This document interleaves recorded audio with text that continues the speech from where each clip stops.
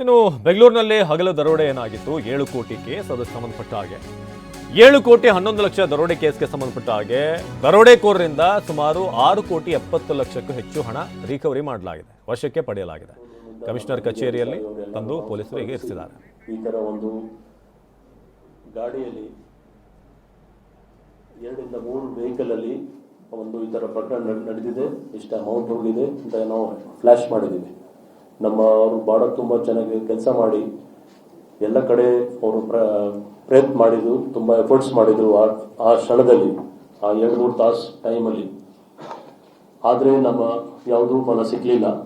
ನಾವು ಅಫೆಂಡಿಂಗ್ ಅಂದರೆ ಅಕ್ಯೂಸ್ಡ್ ಗಾಡಿಗೆ ನಾವು ಹಿಡಿಲಿಕ್ಕೆ ಆಗಿಲ್ಲ ಆ ದಿವಸ. ಇದರಲ್ಲಿ ಈ ಪ್ರಕರಣದಲ್ಲಿ ನಮಗೆ ತುಂಬ ಚಾಲೆಂಜಸ್ ಕೂಡ ಆಗಿತ್ತು. ಚಾಲೆಂಜಸ್ ಏನಾಗಿದ್ರೆ, ಈ ಗ್ಯಾಂಗ್ ಏನಿದೆ ಅದು ಪ್ರಿಸೈಸ್ ಎಲ್ಲೆಲ್ಲಿ CCTV ಇಲ್ಲ ಅಂಥದ್ದು ಕಡೆ ಅವರು ಗಮನ ಇಟ್ಕೊಂಡಿದ್ರು. ಮತ್ತು ಮೊಬೈಲ್ ಫೋನ್ ಯಾವುದು ಯೂಸ್ ಮಾಡಲಿಲ್ಲ. ಜೊತೆಗೆ ಕಮ್ಯುನಿಕೇಷನ್ ಅವರವರಲ್ಲಿ ಯಾರ್ಯಾರು ಗ್ಯಾಂಗ್ ಮೆಂಬರ್ಸ್ ಇದ್ರು ಅವ್ರು ಕಮ್ಯುನಿಕೇಷನ್ ಮಾಡುವಾಗ ಬೇರೆ ಬೇರೆ ಲ್ಯಾಂಗ್ವೇಜಲ್ಲಿ ಕಮ್ಯುನಿಕೇಷನ್ ಮಾಡಿದ್ರು. ಮತ್ತು ನಮ್ಮ ಬ್ಯಾಂಕ್ ಅಧಿಕಾರಿ ಅವರು CMS ಯಾವುದು ಮ್ಯಾನೇಜ್ಮೆಂಟ್ ಇದೆ ಸೆಕ್ಯೂರಿಟಿ ವ್ಯಾನ್ದು ಅವ್ರಿಗೆ ಕೇಳಿದಾಗ ಕೂಡ ಕರೆಕ್ಟಾಗಿ ಕರೆನ್ಸಿದು ಸೀರಿಯಲ್ಸ್ ಮೇಂಟೈನ್ ಆಗಿಲ್ಲ. ಅಂದರೆ ಸೀರಿಯಲ್ ಹೊಸ ನೋಡಿದ್ರೆ ನಮಗೆ ಕರೆಕ್ಟ್ ಸೀರಿಯಲ್ಸ್ ಗೊತ್ತಾಗುತ್ತೆ. ಸೊ ಇದು ಎಲ್ಲ ಕೆಲವು ಚಾಲೆಂಜಸ್ ನಮಗೆ ಆಗಿತ್ತು. ಆದರೂ ಎಂಟೈರ್ ಆಪರೇಷನ್ ಏನು ನಾವು ನಿಮಗೆ ಗೊತ್ತಿರ್ಬೋದು, ಈ ಕಳೆದ 19ರಿಂದ ಇವತ್ತು 22ನೇ ತಾರೀಕಿದೆ ಇಲ್ಲಿವರೆಗೆ ಇದರಲ್ಲಿ ನಮ್ಮ ಇಬ್ಬರು ಜಾಯಿಂಟ್ ಕಮಿಷನರ್ CCB ಮತ್ತು ಜಾಯಿಂಟ್ ಕಮಿಷನರ್ ವೆಸ್ಟ್ ಅವ್ರ ಸೂಪರ್ವಿಷನಲ್ಲಿ, DCP ಸೌತ್ ಮತ್ತು CCB DCP ಟೋಟಲ್ ಎಲ್ಲ ಸೇರಿ 11 ಟೀಮ್, ಟೋಟಲ್ ನಾವು 11 ಟೀಮ್ ನಲ್ಲಿ PI ಇನ್ಸ್ಪೆಕ್ಟರ್ಸ್ ಮತ್ತು ACPs ಎಲ್ಲ ಸೇರಿ ಒಟ್ಟು ಅಂದಾಜು 200 ಆಫೀಸರ್ಸ್ ಮತ್ತು ಮೆನ್ ಕಳೆದ 2-3 ದಿವಸದಿಂದ ಕಂಟಿನ್ಯೂಸ್ ಆಗಿ ಅವರು ತುಂಬ ಒಳ್ಳೆ ಕೆಲಸ ಮಾಡಿದ್ದಾರೆ.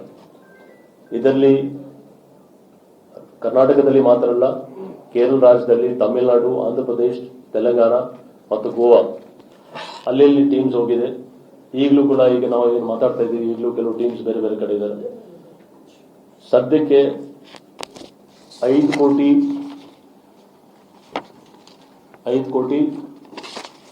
76 ಲಕ್ಷ ಅಂದರೆ ಟೋಟಲ್ 5.7 crores ರಿಕವರಿ ಆಗಿದೆ. ಟೋಟಲ್ 7 crores 11 ಲಕ್ಷದಲ್ಲಿ ಇನ್ನೂ ರಿಕವರಿ ಆಗಬೇಕು. ಅದರ ಬಗ್ಗೆ ನಮ್ಮ ಟೀಮ್ಸ್ ಅವರು ಬೇರೆ ಬೇರೆ ಪ್ರಯತ್ನ ಮಾಡ್ತಾ ಇದ್ದಾರೆ. ಅವರು ನಮ್ಮ ಮ್ಯಾನ್ ಪವರ್ದು ಏನು ನಾವು ಯೂಸ್ ಮಾಡಿದ್ದೀವಿ ನಿಮಗೆ ಅಂದಾಜು 200 staff and men and officers ಎಲ್ಲ, ಅವ್ರ ಜೊತೆಗೆ 30ಕ್ಕಿಂತ ಜಾಸ್ತಿ ಜನಗೆ ನಾವು ಇಂಟರ್ವೇಟ್ ಮಾಡಿದ್ದೀವಿ ಇಲ್ಲಿವರೆಗೆ. ಸದ್ಯಕ್ಕೆ 30 ಜನ ಇಂಟ್ರೋಗೇಷನ್ ಆದಮೇಲೆ 3 ಜನಗೆ ನಾವು ಸದ್ಯಕ್ಕೆ ನಾವು ಅರೆಸ್ಟ್ ಮಾಡಿದ್ದೀವಿ.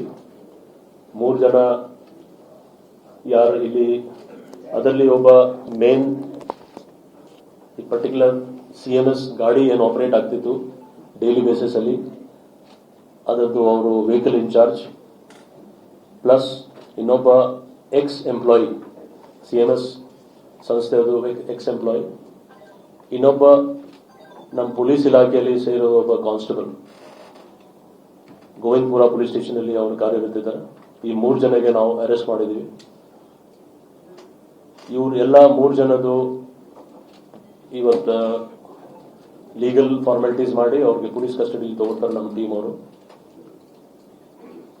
ಇಲ್ಲಿ ವಿಶೇಷವಾಗಿ ಗಮನಕ್ಕೆ ಬಂದ್ರೆ 3 ಜನ ಏನೋ ಅಕ್ಯೂಸ್ಡ್ ಇದ್ದಾರೆ, ಅವರು ತುಂಬಾ ಒಳ್ಳೆ ರೀತಿಯ ಚಾಣಕ್ಯದಿಂದ ಯಾವುದು ಕ್ಲೂಸ್ ಇಲ್ಲ ಅಂದ್ರೆ ಅವ್ರು ತಮ್ಮ ಕೆಲಸ ಮಾಡ್ತಾ ಇದ್ರು.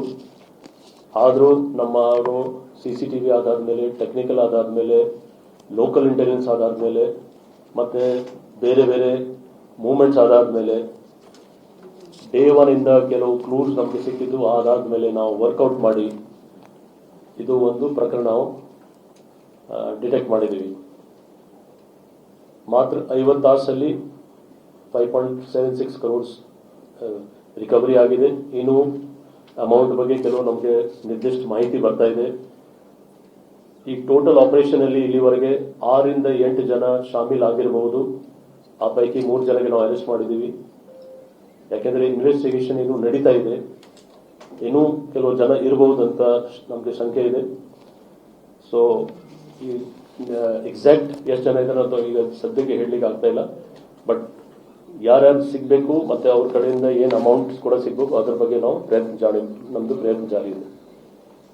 ಇದರಲ್ಲಿ ಒಂದು ಇನೋವಾ ಗಾಡಿ ಚಿತ್ತೂರು ಔಟ್ಸ್ಕಟ್ಸ್ ಅಲ್ಲಿ ಸಿಕ್ಕಿತ್ತು.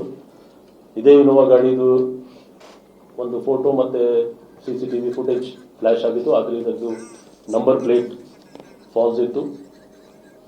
ನಂಬರ್ ಪ್ಲೇಟ್ ಫಾಲ್ಸ್ ಇದ್ದು ಆದರೂ ನಮ್ಮ ಇಂಟಿಗ್ರೇಟೆಡ್ ಕಮಾಂಡ್ ಸೆಂಟರ್ ಮತ್ತೆ ಟ್ರಾಫಿಕ್ ಮ್ಯಾನೇಜ್ಮೆಂಟ್ ಸೆಂಟರ್ ಎರಡೂ ಕಡೆಯಿಂದ ನಾವು ಆ ದಿವಸದಿಂದ ನಾವು ಚೇಸ್ ಮಾಡಿ ಕಂಟಿನ್ಯೂಸ್ ಅದ್ರದ್ದು ಮೂವ್ಮೆಂಟ್ಸ್ ಬಗ್ಗೆ ನಾವು ಎಲ್ಲ ತಿಳ್ಕೊಂಡಿದೆ.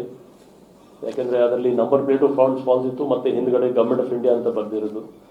ಸೊ ಇದರಲ್ಲಿ ನಾವು ಕರೆಕ್ಟ್ ಎಲ್ಲಿ ಹೋಗಿದೆ ಅಂತ ಅದು ನಮಗೆ ಗೊತ್ತಾಯಿತು. 5.76 crores ನಮಗೆ ಸಿಕ್ಕಿದೆ. ಇದು ಬ್ಯಾಂಗ್ಳೂರ್ ಔಟ್ಸ್ಕಟ್ಸ್ ಒಂದು ಪರ್ಟಿಕ್ಯುಲರ್ ಪ್ಲೇಸ್ ಇಂದ ನಾವು ರಿಕವರಿ ಮಾಡಿದ್ದೀವಿ.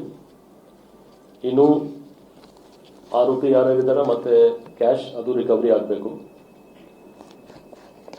ಮತ್ತು ಇದರಲ್ಲಿ ಕಾನ್ಸ್ಪಿರೇಟರ್, ಫ್ಯಾಸಿಲಿಟೇಟರ್ ಮತ್ತೆ ಇನ್ಸೈಡ್ ಯಾರ್ಯಾರು ಇರ್ಬೋದು ಇನ್ನೂ ಜನ, ಅದರ ಬಗ್ಗೆ ನಾವು ಕೂಡ ಡೀಟೇಲ್ ಆಗಿ ನೋಡ್ತಾ ಇದ್ದೀವಿ.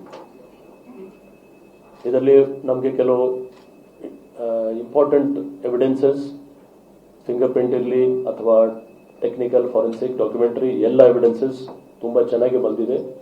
ಸೊ ಖಂಡಿತ ನಮ್ಮ ಟೀಮ್ ಅವರು ಯಾವ ರೀತಿ ಡಿಟೆಕ್ಟ್ ಮಾಡಿದ್ದಾರೆ ಅದೇ ರೀತಿ ನಾವು ಟೀಮ್ಗೆ ಆಲ್ರೆಡಿ ಇನ್ಸ್ಟ್ರಕ್ಷನ್ಸ್ ಕೊಟ್ಟಿದ್ದೀವಿ ಮತ್ತು ಅವ್ರು ಮಾಡ್ತಾ ಇದ್ರು ಅವ್ರ ಕೆಲಸ. ಅದರಲ್ಲಿ ಕನ್ವಿಕ್ಷನ್ ಸಿಗಬೇಕು ಆ ನಿಟ್ಟಿನಲ್ಲಿ ನಾವು ಖಂಡಿತ ಇದನ್ನು ಮಾಡ್ತೀವಿ. ಯಾಕೆಂದರೆ ಈ ಪ್ರಕರಣ ನಮಗೆ ಒಂದು ಚಾಲೆಂಜ್ ಆಗಿತ್ತು. ಒಂದು ಅಮೌಂಟ್ ತುಂಬ ದೊಡ್ಡಿತ್ತು, ಇನ್ನೊಂದು ಇಂಥ ಒಂದು ಡೇ ಟೈಮಲ್ಲಿ ನಮ್ಮ ಸಿಟಿಯಲ್ಲಿ ಇಂಥದ್ದು ಯಾವುದೋ ಇನ್ಸಿಡೆಂಟ್ ನಡೆದಿಲ್ಲ. ಆದರೆ ನಾವು ಚಾಲೆಂಜ್ ಆಗಿ ತಗೊಂಡು ತಕ್ಷಣ ಈ ಕೇಸ್ಗೆ ನಾವು ಡಿಟೆಕ್ಟ್ ಮಾಡಲೇಬೇಕು ಅಂತ ಆ ನಿಟ್ಟಿನಲ್ಲಿ ನಮ್ಮ ಇಬ್ಬರು ಡಿ.ಸಿ.ಪಿ ಸೌತ್ ಮತ್ತು ಡಿ.ಸಿ.ಪಿ ಶ್ರೀ ಹರಿಬಾಬು ಅವರಿಬ್ಬರದ್ದು ತಂಡ ತುಂಬ ಚೆನ್ನಾಗಿ ಕೆಲಸ ಮಾಡಿದ್ದಾರೆ. ಅವರು ಹಗಲು ರಾತ್ರಿ ಅವರು ಶ್ರಮಪಟ್ಟು ನಮ್ಮ ಇಬ್ಬರು ಜಾಯಿಂಟ್ ಕಮಿಷನರ್ಸ್ ಅವ್ರಿಗೆ ಗೈಡ್ ಮಾಡ್ತಾಯಿದ್ರು.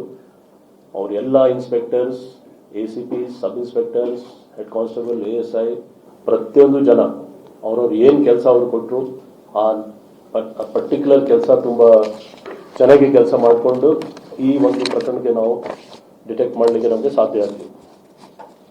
ಸದ್ಯಕ್ಕೆ ಇಷ್ಟೇ ಇನ್ಫಾರ್ಮೇಷನ್ ನಾವು ಕೊಡಲಿಕ್ಕೆ ಆಗ್ತದೆ. ಯಾಕೆಂದರೆ ಇನ್ವೆಸ್ಟಿಗೇಷನ್ ಇನ್ನೂ ಪ್ರಗತಿಯಲ್ಲಿ ಇದೆ. ಇನ್ನೂ ಕೆಲವರಿಗೆ ನಾವು ಅರೆಸ್ಟ್ ಮಾಡಬೇಕು.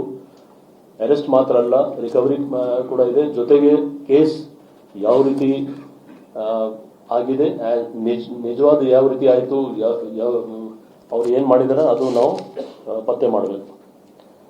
ಇದರಲ್ಲಿ ಆರೋಪಿಯವ್ರ ಕಡೆಯಿಂದ ಇಲ್ಲಿವರೆಗೆ ಮಾಹಿತಿ ಏನು ಸಿಕ್ಕಿದೆ ನಮಗೆ, 3 ತಿಂಗಳಿಂದ ಅವರು ಪ್ಲಾನಿಂಗ್ ಮಾಡಿದರು. 3 ತಿಂಗಳಿಂದ ಪ್ಲಾನಿಂಗ್ ಮಾಡಿ ಅವರು ಕಳೆದ 15 ದಿವಸದಿಂದ ಕಂಟಿನ್ಯೂಸ್ ಆಗಿ ಆ ಏರಿಯಾಗೆ ರೆಕ್ಕಿ ಮಾಡಿದರು. ಅವರು ರೆಕ್ಕಿ ಮಾಡುವಾಗ ಆ ರೂಟ್ ಏನಿದೆ ಆ ರೂಟಲ್ಲಿ ಎಲ್ಲೆಲ್ಲಿ CCTV ಇಲ್ಲ, ಎಲ್ಲೆಲ್ಲಿ ಅವ್ರಿಗೆ ಶ್ಯಾಡೋ ಏರಿಯಾ ಬರ್ತದೆ CCTV ಅಲ್ಲಿ ಸೆಲೆಕ್ಟ್ ಮಾಡಿದರು. ಸೊ ಇದರಲ್ಲಿ ನಮ್ಮ CMS ಕಂಪನಿ ಯಾವ ಕಡೆಯಿಂದ ಇದು ಅಮೌಂಟ್ ಶಿಫ್ಟ್ ಆಗ್ತಿದ್ದು ಆ ಕಂಪನಿದು ಕೆಲವು ಲೋಪದೋಷ ಕೂಡ ನಮಗೆ ಕಂಡು. ಯಾಕೆಂದರೆ RBI ಗೈಡ್ಲೈನ್ಸ್ ಇದೆ,